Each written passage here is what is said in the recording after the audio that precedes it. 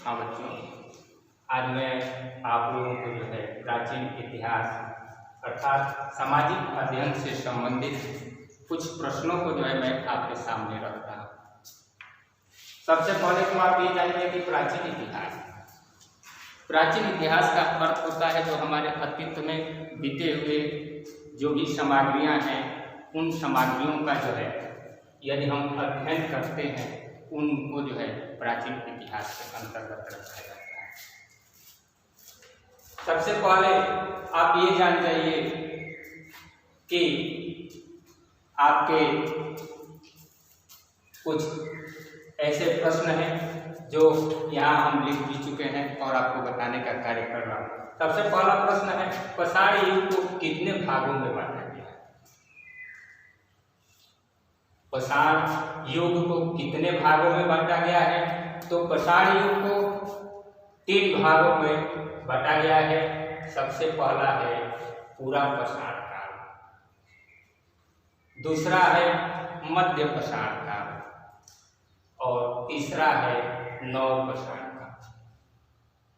उसके बाद जो है आपका अगला प्रश्न है, 4 वेदों के नाम लिखिए। 4 वेदों के नाम। सबसे पहला वेद है ऋग्वेद, दूसरा है सामवेद, तीसरा है अथर्ववेद और चौथा है यजुर्वेद।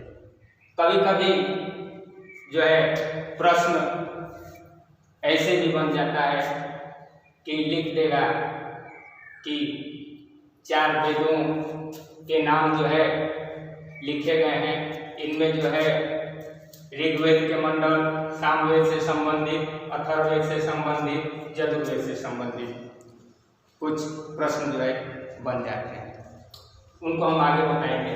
उसके बाद जो है सैंधव सभ्यता।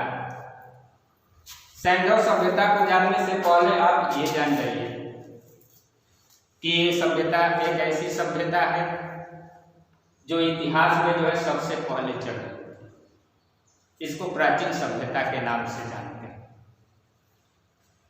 तो सैंधव सभ्यता के अंतर्गत आने वाली नदियों का नाम लिखिए। या कभी कभी पूछ देता है कि सैंधव सभ्यता से संबंधित किन्हीं 2 नदियों के नाम लिखिए।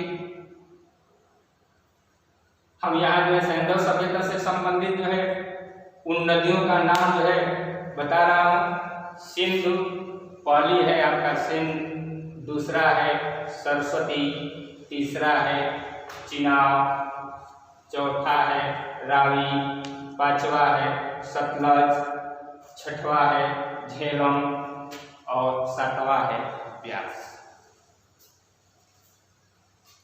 उसके बाद है अगला आपका है ऋग्वेद के अधिकांश मंत्रों में किस देवता का जो है वर्णन मिलता है? तो ऋग्वेद के अधिकांश मंत्रों में यदि यह देखा जाए तो सबसे अधिक यदि किसी देवता का या देवताओं का यदि वर्णन मिलता है तो अग्नि है, मित्र है, इंद्र है और वरुण। यही वे देवता हैं जिनका जो है ऋग्वेद में सबसे अधिक इनका जो है वर्णन मिलता है। कभी कभी इतिहास से संबंधित ये भी आता है कि प्राचीन भारत के 2 महाकाव्यों के नाम लिखिए। तो प्राचीन भारत के 2 महाकाव्य हम जानते हैं कि ये लगभग सभी हमारे बच्चे जानते हैं, रामायण एवं महाभारत। रामायण में जो है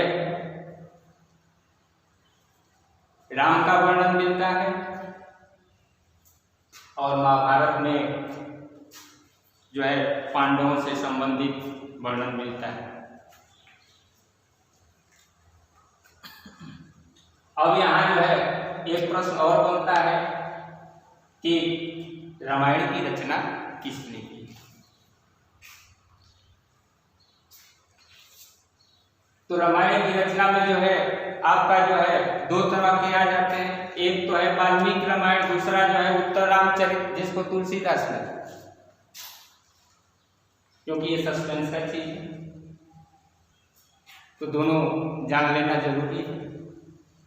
उसके बाद महाभारत, तो महाभारत की रचना जो है किसने की, तो महाभारत की रचना जो है वेद व्यास ने की। अगला आता है सैंधव संबंधी मुहावरे हमें क्या जानकारी देती है। सैंधव संबंधी मुहावरे जो है हमें जो जानकारी देती है, अर्थात सैंधव काल में जिन मुहरों का जो है निर्माण किया गया था, उन मुहरों को जो है अन्य प्रकार की धातुओं से जो है उन मुहरों का निर्माण किया गया था, और उन मुहरों में जो है जो चित्र अंकन किए गए थे उनमें जो है भैंस, सांप, बाघ, गैंडे आदि के चित्र दिखते थे। और उससे ये पता चलता है कि उस युग में इन मुहरों पर जो चित्र अंकन किए गए थे उन चित्रों से हमें यह पता चलता है कि उस युग के लोग जो है एक कुशल श्रमिक के रूप में थे। अर्थात इन मुहरों से यही हमें पता चलता है कि उस युग के लोग जो है एक कुशल श्रमिक भी थे। मेरे प्रिय बच्चों, आज के लिए जो है बस इतना ही। अगले दिन जो है इससे संबंधित जो है और भी क्वेश्चन आपको बताने के लिए उपस्थित होंगे। यदि इसमें आपको कोई त्रुटि होती है तो आप जो है कमेंट्स बॉक्स में जो है अपना विचार जो है डाल सकते हैं। धन्यवाद।